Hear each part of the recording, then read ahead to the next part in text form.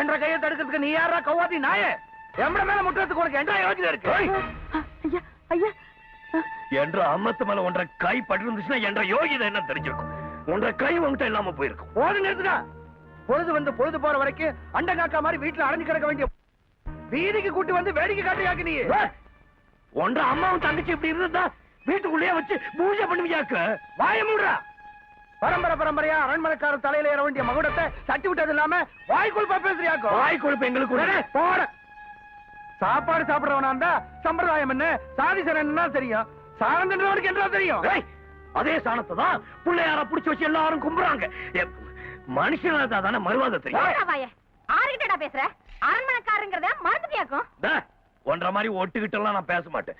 ஏன்னா நான் ஒரிஜினல். யாரு யாரிடா ஒட்டுங்கிற? 8 பட்டி கட்டி ஆள பிறந்தவடா நானு. ஜாக்கிரதையா பேசு. இல்லைன்னா உனக்கு ஒருத்தர்